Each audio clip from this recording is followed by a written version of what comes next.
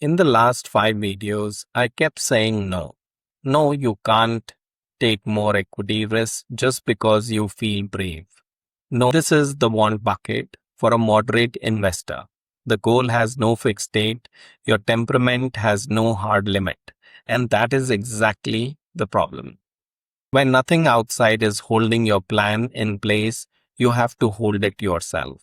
That is what this video is about. If this is your first video, a quick catch up. We sort money by what it is, not by what kind of person you are. Need is money that cannot fail. Want is real goal, but it can move. Aspiration is dream money. Across the top is how much fall in value you can actually sit through without panicking. Conservative, moderate, aggressive. Most goals are wants, most people are moderate, which is why this one box holds more people than any other box in the grid. Moderate is not a personality type. It is not, I am a balanced sort of person. Moderate means one thing only. If your money falls by a certain amount, you will not sell. So put a number on it. Imagine 10 lakh rupees. Now imagine opening the app and seeing 7.5 lakh, a 25% fall. Would you be upset? Of course you would be upset. The question is, would you sell? If the honest answer is yes, you're not moderate, you're conservative. And grid 4 is your video. Watch that one instead. There's no shame in it.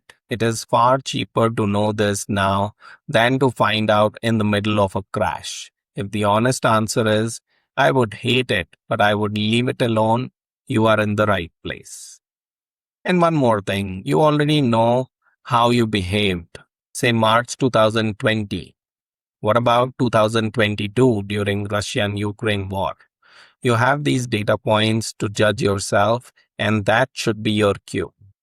So what does this bucket look like?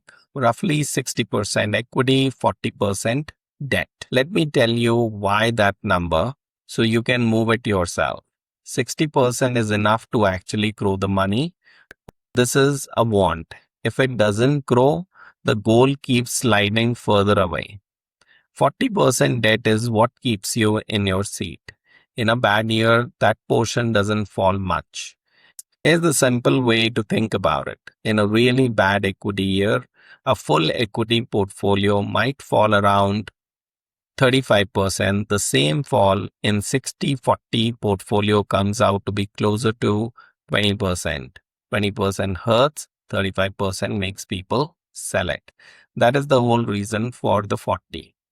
Now you can shift this. If your goal is 8 or 10 years and genuinely flexible, 65% equity is reasonable. If it's 3 years away, come down to 40 or 45.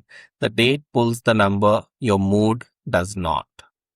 Let's make this practical. On the equity side, keep it boring and keep it few.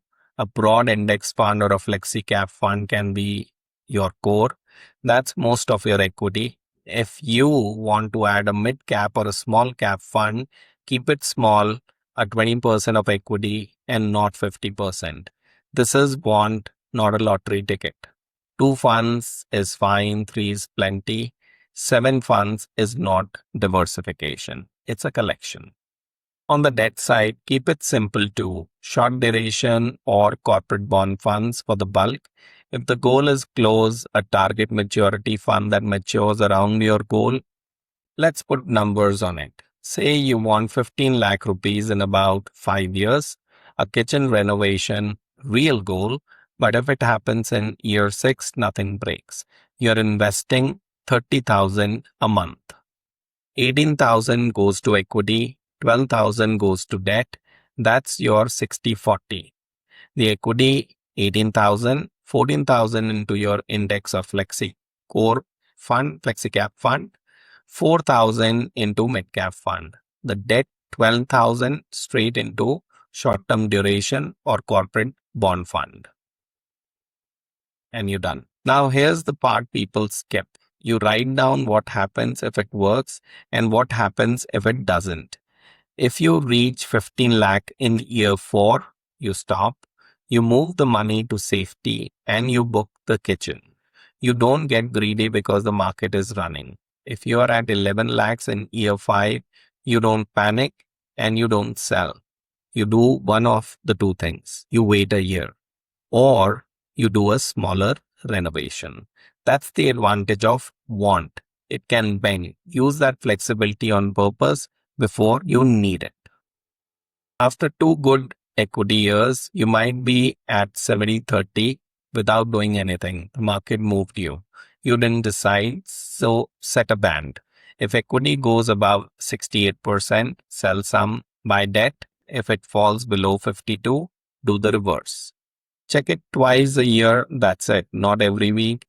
Rule number 2 is harvesting. Once you cross your target, take the win off the table. Every time this bucket goes 10% above what you need, move that extra into debt. Because this is a want, the point is to actually get the kitchen, not to watch the number grow forever and never spend it. Three things I see again and again in exactly this cell. One, the goal keeps growing. You plan a 15 lakh kitchen, the portfolio does well, suddenly it's 22 lakh kitchen. Then 28, you never actually arrive because the finish line keeps moving. Fix it by writing the number down at the start and treating it as fixed. 2, mixing this money with your need money. One big folio, one SIP, no labels. Then the need goal comes due. This money is down and you take it from the wrong bucket. Keep them separate, different folios, name them. 3, quietly turning this into an aspiration. It starts with one small thematic fund, then a hot sector, then a stock a friend mentioned. 6 months later, your 60-40 is really 80-20 and half. That 80 is stuff you can't explain. If you want to take those bets, take them, but take them in the aspiration bucket with money you can afford to lose, not with your kitchen. So before you start, write down 4 things: the amount and the year, the split 60-40 or your version of it, rebalancing band, and what you do if you are short.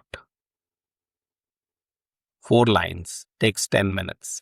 It is the only thing standing between a plan and a pile of funds. In the next video, we finish the want row, want plus aggressive. Same flexible goal, but now with someone who genuinely doesn't flinch.